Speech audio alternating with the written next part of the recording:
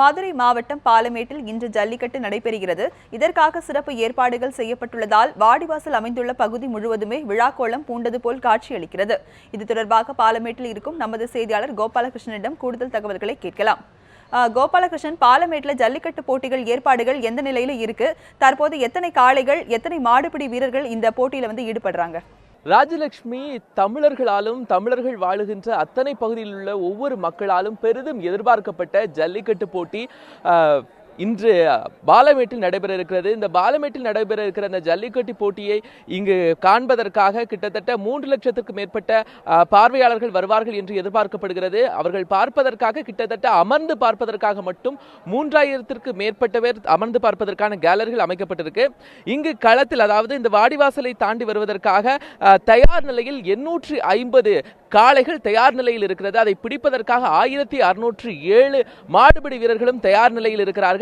இங்கு ஜல்லிக்கட்டு வாடிவாசலை தாண்டுவதற்காக காளைகள் எல்லாம் வரிசையாக நின்று கொண்டிருக்கிறது. அதனுடைய உரிமையாளர்கள் அந்த காளைகளை பிடித்து தயார் நிலையில் இருக்கின்ற காட்சிகளை தான் நாம் பார்த்து கொண்டிருக்கிறோம். இங்கு நடைபெறுகின்ற இந்த பாலமேடு ஜல்லிக்கட்டில் மற்ற அவனியாபுரம் அலங்காநல்லூர் ஜல்லிக்கட்டை தாண்டி பாலமேடு ஜல்லிக்கட்டிற்கு பல சிறப்பு விசேஷங்கள் இருக்கிறது. தொடர்ந்து மற்ற 2 ஜல்லிக்கட்டை விடவும் அதிகப்படியான பார்வையாளர்கள் இருந்து பார்க்கின்ற வசதி இந்த பாலமேடு ஜல்லிக்கட்டில் இருக்கிறது.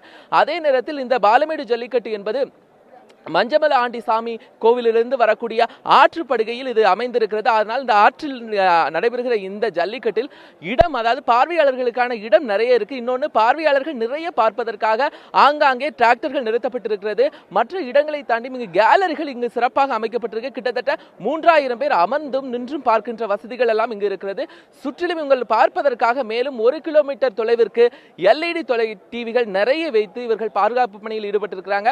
அதாவது கூட்டம் என்பது அதிகப்படியாக நெருக்கடி இல்லாமல் எந்த பகுதியில் இருந்தும் அவர்கள் பார்க்க முடியும் என்பதற்கான வசதிகள் கூட இங்கு செய்யப்பட்டிருக்கிறது. தொடர்ந்து இங்கு காவல் பணியில் 1800க்கும் மேற்பட்ட காவலர்கள் பாதுகாப்பு பணியில் ஈடுபட்டுக் கொண்டிருக்கிறார்கள். 10 ஆம்புலன்ஸ் வாகனங்களும் 4 தீயணைப்பு வாகனங்களும் தயார் நிலையில் இங்கு இருந்து கொண்டிருக்கிறது. அதே நேரத்தில் இங்கு களத்தை பார்த்தீர்கள் என்றால், இந்த களத்தில் மாடுபிடி வீரர்களுக்கும் மாடுகளுக்கும் அந்த போட்டியின் போது எந்த விதமான பிரச்சனைகளும் ஏற்பட்டுவிடக்கூடாது என்பதற்காக 2 அடி அளவிற்கு தேங்காய் நார் பரப்பி இருக்கிறார்கள்.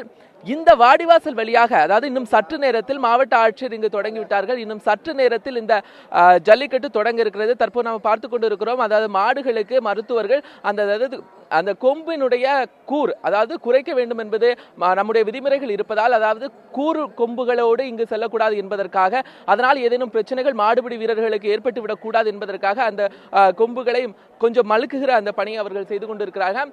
இந்த வாடிவாசலை பொறுத்தவரை முதலாக இந்த வாடிவாசலை தாண்டக்கூடிய காளைகள் கோவில் காளைகள் என்று சொல்லப்படுகிறது. இந்த கோவில் காளைகளில் இந்த வாடிவாசலை தாண்டக்கூடிய முதல் காளை மஞ்சமல ஆண்டி சாமியினுடைய காளையாக வரப்படுகிறது. அடுத்த காளை மகாலிங்க சுவாமி கோவில் காளையாக இருக்கிறது. அடுத்தது முத்தாலம்மன் கோவில் காளை. அடுத்தபடியாக இங்கு அரண்மனை காளை என்று இங்கு பாரம்பரிய முறைப்படி செய்து கொண்டிருக்கிறார்கள். இந்த காளைகள் எல்லாம் முதல்வராக வாடிவாசலை தாண்டும். தொடர்ந்து அடுத்தபடியாக இந்த ஒவ்வொரு காளைகளாக அவிழ்த்து விடப்படும். இந்த காளைகளை பிடிக்கின்ற 1607 மாடுபிடி வீரர்களும் சுழற்சி முறையில் அனுமதிக்கப்படுவார்கள்.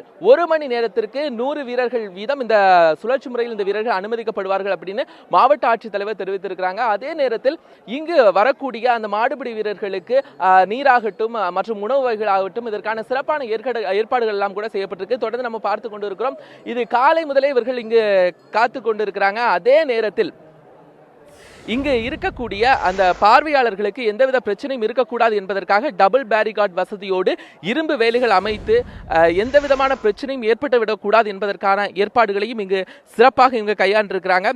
தொடர்ந்து இங்க இருக்கக்கூடிய இந்த காளை மாடுகளை இங்க பாக்குறீங்க, தொடர்ந்து தயார் நிலையில் இருக்கு. இந்த மாடுகள் இருக்கக்கூடிய சில தத்ரூபமான விஷயம் பாருங்க. இதான் இந்த காளை, கிட்டத்தட்ட இது ஒரு 10வது காளையாக இருக்கிறது. தொடர்ந்து இந்த காளைகள் இங்கு உள்ள அனுமதிக்கப்படுவதற்கு முன்பாக அங்கு மருத்துவ செக்கப் ஒன்று இருக்கு. அந்த மருத்துவ செக்கப் முடிந்த பிறகுதான் இந்த காளைகள் இன்னும் இந்த வாடிவாசலுக்குள் அனுமதிக்கப்படுமா என்கிற தகவலும் இந்த மருத்துவர்களால் உறுதி செய்யப்படும். அது மட்டும் இல்லாமல் இங்கு இருக்கக்கூடிய மற்ற உணவாக இருக்கட்டும், மருத்துவ வசதிகளாக இருக்கட்டும், இங்கே மாடுபிடி வீரர்களுக்கு ஏதேனும் பிரச்சனைகள் ஏற்பட்டால் அவர்களுக்கு உடனடியாக அழைத்து செல்வதற்கான சிறப்பு ஆம்புலன்ஸ் வாகனங்களும் இங்கு தயார் நிலையில் இருக்கு. ராஜலட்சுமி.